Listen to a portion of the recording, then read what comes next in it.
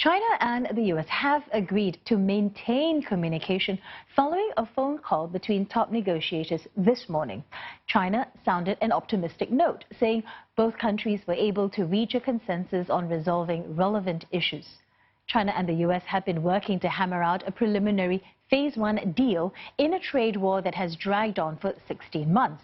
And completion of a Trade 1 deal has been expected in November, but trade experts and people close to the White House say that it could slide into the new year.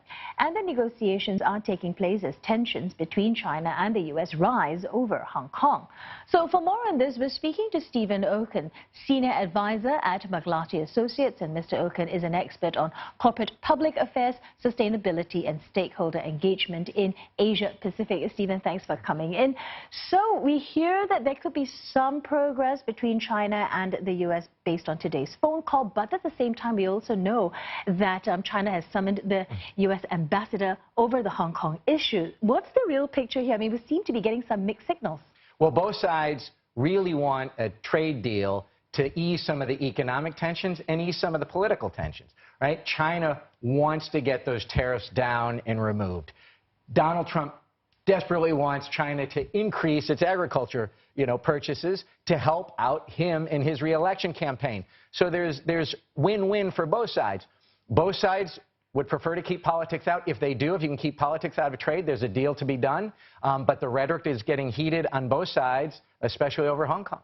All right, speaking of that, although Donald Trump has that bill, he has this Hong Kong bill on his table, but he has kept silent throughout. So what does it say? Because usually we know the U.S. president to be very vocal about these things.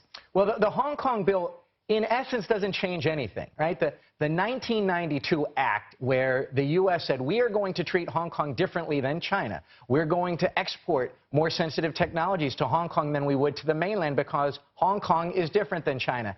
This law now just requires an annual certification that remains true, that Hong Kong is separate from China. So if China has political reasons to increase the rhetoric so that President Xi can play to his own base, but he doesn't have to take action, President Trump doesn't have to take action, the law can go into effect, and we're still at the status quo for at least another year. Okay, so what have both sides specifically agreed on in this round of talks? We know that they spoke about IP just last week. Right. Well, the basic agreement, if it's to be had, is a very simple one. It's purchases for tariff reductions.